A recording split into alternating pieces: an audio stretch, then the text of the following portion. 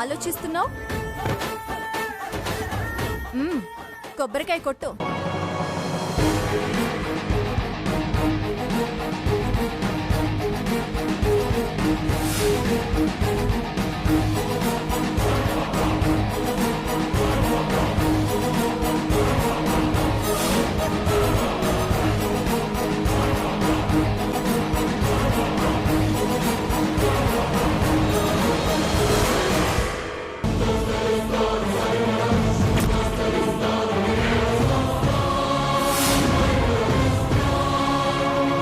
ఇంకొకటి తీసుకో.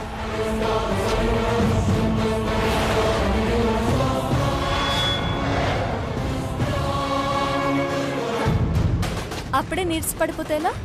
ఇంకా చాలా ఉన్నాయి. కొట్టు.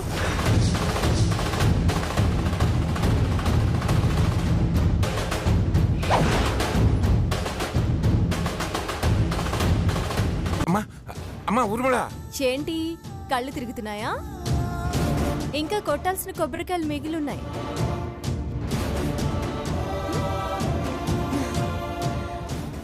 నేను చూసుకుంటానులేండి అమ్మమ్మ గారు.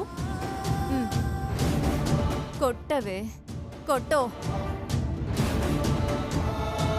ఇప్పటి వరకు నువ్వు కొట్టిన కొబ్బరికాయలు 50. ఇంకా 58 బ్యాలెన్స్ ఉన్నాయి. అదిగో అక్కడి గంపలో ఉన్నాయి. వెళ్ళి తెచ్చుకో, వెళ్ళి.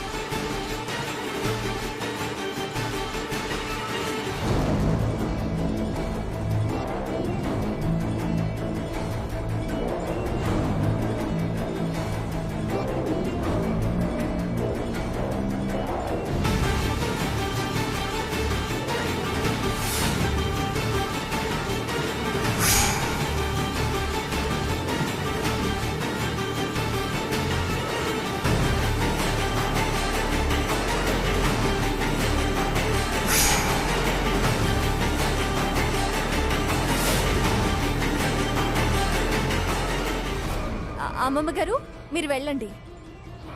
నేను దగ్గరుండి కొబ్బరికాయలు కొట్టించి తన చేత ప్రదక్షిణలు చేయించి జాగ్రత్తగా ఇంటికి తీసుకొస్తాను.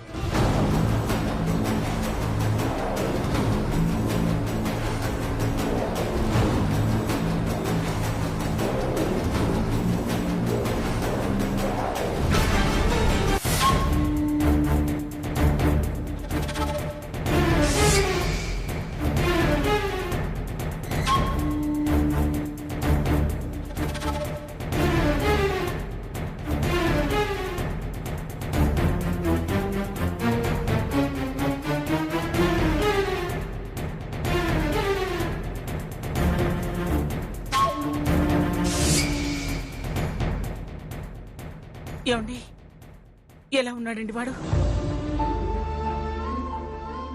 జైల్లో ఉన్నాడు. ఎలా ఉంటాడు మంగ? జాలీగా ఉన్నాడు.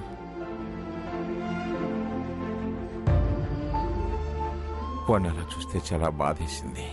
ఏమిటో ఈ బాధ ఎలా భరించాలో అర్థం కావట్లేదు.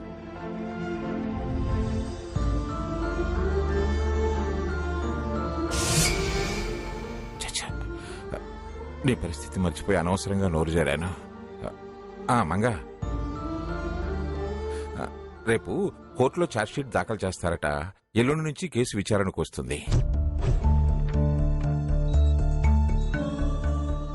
మీరే ఎలాగైనా బావని రక్షించాలి తాతయ్య. నా అనుభవం అంతా రంగరించి సాకేత్ని ఎలాగైనా నిర్దోషిగా బయటికి తీసుకొస్తాను. చాలా రంగరించావులే. మేం ఆల్రెడీ నిండా ముంచే ప్రయత్నం మొదలుపెట్టాం. వాడు తేలి ఒడ్డుకు రావడం అసంభవం. ఎవరండి? స్వర్ణ, నేను సీతని మాట్లాడుతున్నాను. ఇంట్లో ఆ ఊర్మిళ ఉందా? అవునండి. చెప్పండి. దానికి మంట పెడదాం. అది కంగారు పడేలా చేద్దాం. చెప్పండి. నేను చెప్పినట్టుగా చెయ్యి. అలాగే చెప్పండి.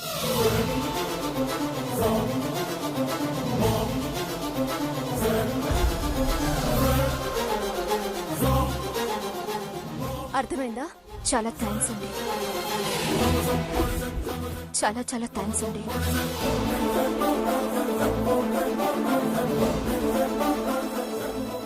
ఎవరా ఫోను? అయిన వాళ్ళు అన్యాయం చేసినా దేవుడు మేలు చేస్తాడని ఎవరో శ్రేయోభిలాషట.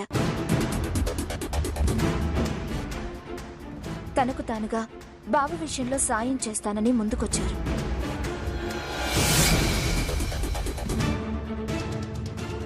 ఏం సాయం చేస్తామన్నారమ్మా? బావ నిర్దోషం నిరూపించడానికి సంబంధించిన ఆధారాలు పంపిస్తానన్నారు.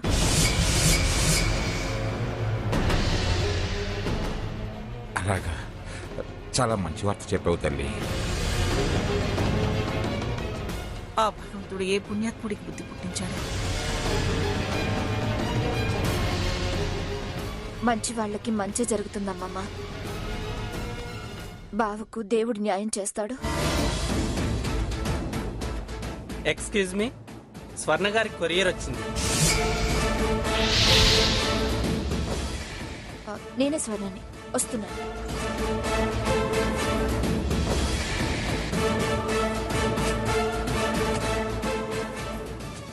ఇక్కడ సైన్ చేయండి మేడం. Thanks madam.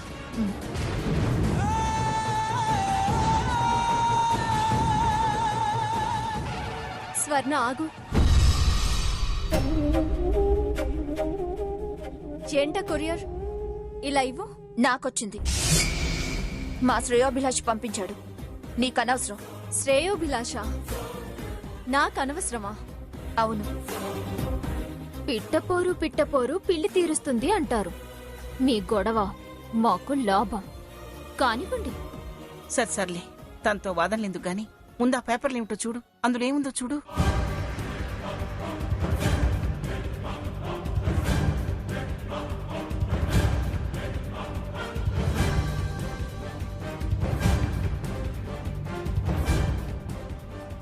ఏంటమ్మా పేపర్స్?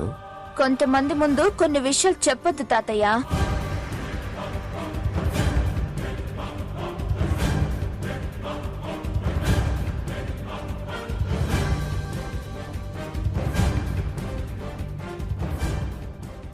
ఇంటి దొంగలే కొంపకు నిప్పంటిస్తారంటారు. ఏయ్, ఎవరు నేను అనేది? నిన్నే. ఏం చేస్తావు?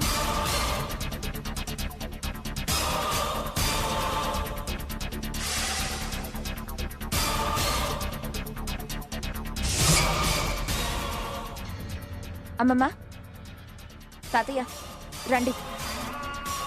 మీ రూంలోకి వెళ్ళి ఈ సాక్ష్యం ఏంటో చూద్దాం రండి.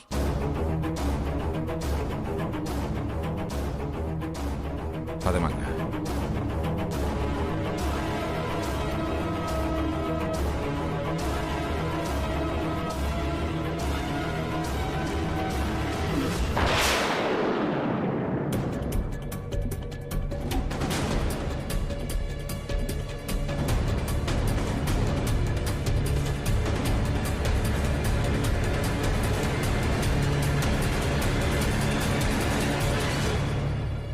ఏం పేపర్స్ అయ్యుంటాయి?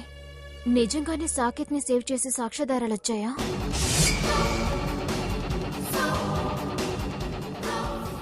అదేంటి స్వర్ణ, సీత నీకు పరాయిదైపోయిందా? అమ్మమ్మ గారు, ఇప్పుడు ఆ విషయం అనవసరం. అందులో విషయము, ఆ అవసరం ఏమిటో చెప్పమ్మా.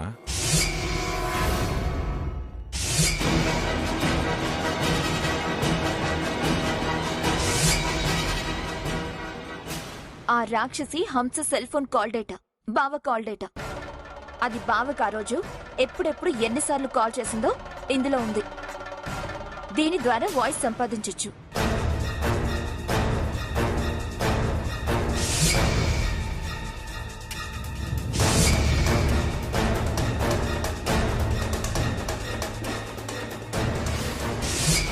అది బావని కిడ్నాప్ చేసి ఎంతలా ఫోన్ చేసి వేధించిందో నాకు బావకు మాత్రమే తెలుసు. చాలా మంచి ఇన్ఫర్మేషన్ అమ్మా, కేసుకు బాగా ఉపయోగపడుతుంది.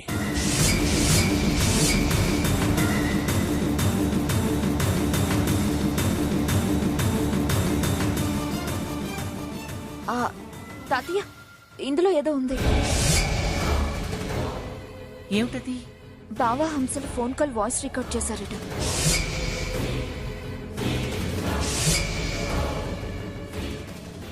ఇంకా ఏమన్నాయో చూడు. ఇదేదో సీడీ ఉంది తాతయ్య, చూడండి.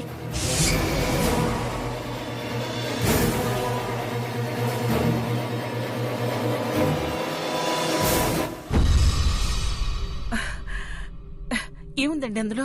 అక్కడ జరిగిన సంఘటనల తాలూకు వీడియో ఫుటేజీ, హంస పోస్ట్ మార్టం రిపోర్టు, హంస చనిపోయిన టైము ఈ సీడీలో ఉన్నాయట.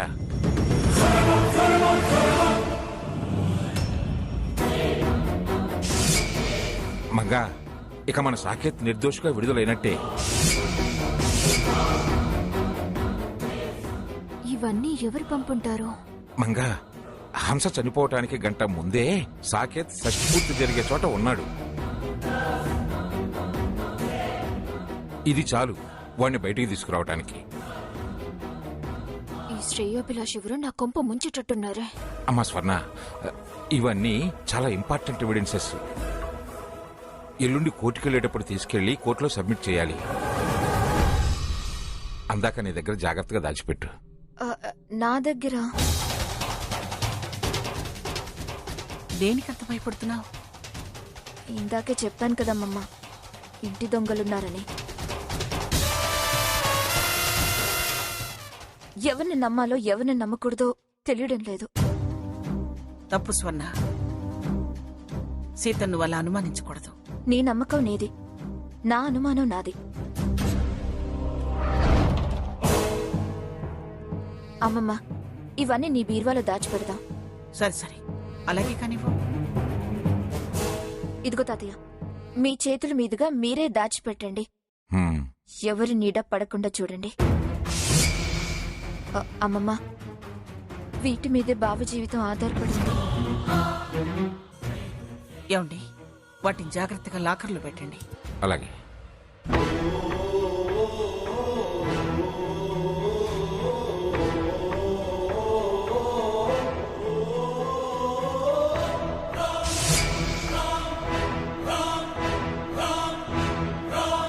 వీళ్ళకంత క్లియర్గా సాక్ష్యాధారాలు పంపినా ఆ శ్రేయోభిలాషి ఎవరో? కోట్లు పలికే ఆధారాలు ఏం ఆశించకుండా ఎందుకు పంపినట్టు? మా శత్రువులెవరన్నా మమ్మల్ని గెలవలేక ఈ రూట్లో వచ్చారా? అయినా నాకున్న శత్రువు ఆ సీత ఒక్కతే. ఆవిడ దగ్గర సాక్ష్యాధారాలుంటే నేను చెప్పిన దానికల్లా ఎందుకు తలాడిస్తుంది? కేవలం ఛాలెంజ్లతో ఎందుకు ఆగుతుంది? ఇంత పగడ్బందీగా అన్ని సాక్ష్యాలు ఎలా సంపాదించగలిగారు? పేరు ఊరు చెప్పకుండా ఇంత హెల్ప్ చేసేది ఎవరు? అయినా వాళ్ళ గురించి ఆలోచించటం అనవసరం. ఈ రాత్రికే వాటిని ఆ బీరువాలోంచి లేపేయాలి. ఎలాగూ స్వర్ణ సీతని అనుమానిస్తుంది. ఈ నేరం కూడా సీత మీదకు నెట్టేయాలి. వాళ్ళు జుట్టు పట్టుకు తన్నుకుంటారు. సందులో సందులాగా మన కోరిక తీరుతుంది. సాకేత్ ఉరికంబమెక్కుతాడు.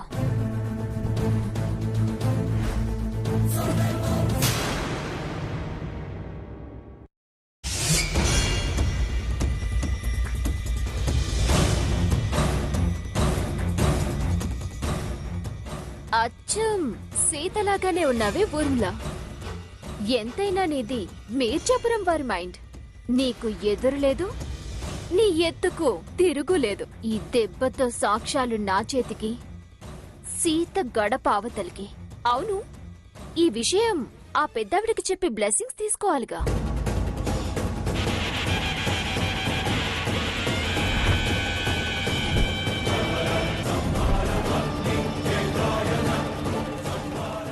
ఏంటి ఏ టైంలో ఫోన్ చేశావు? మీ ఆశీర్వచనం తీసుకుందామని. ఆశీర్వచనమా? దేనికి? ఆ కొంపకు నిప్పెడుతున్నావా? మంట రాజేయడానికి రెడీగా ఉన్నాను. 1+1 ఆఫర్. ఏంటది?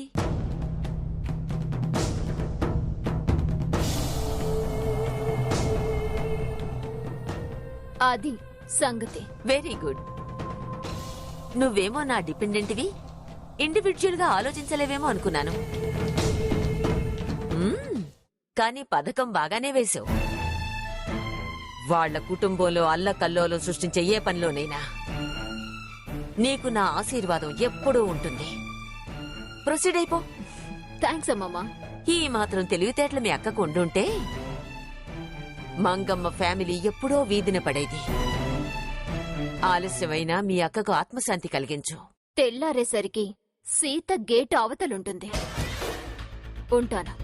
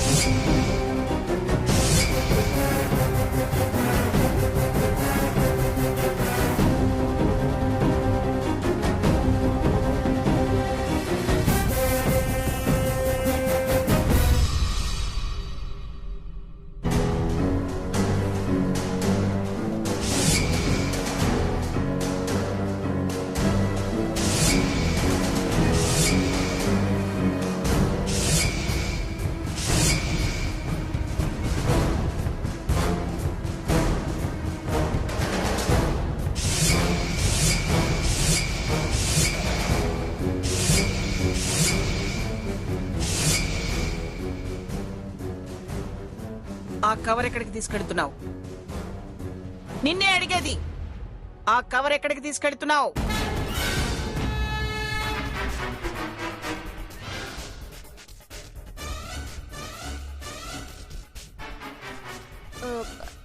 అది స్వర్ణమ్మ సీతమ్మ గారిని అనుమానించారు కదా.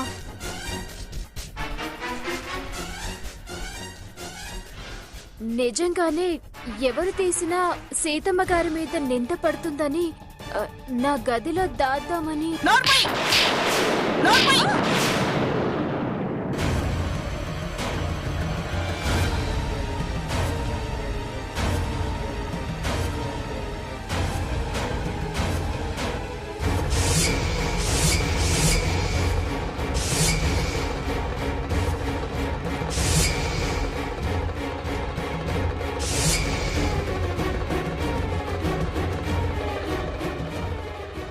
అదే నిజమైతే నాకు మాట చెప్పి పట్టుకెళ్ళొచ్చు కదా. అవును, అసలు నువ్వు సీత చీరెందుకు కట్టుకున్నావు?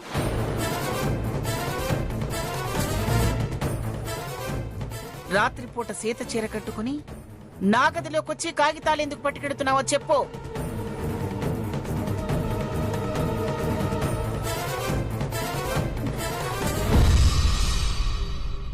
అది దాని మెడలు వంచి నా చేతి వాటానికి పెట్టండి.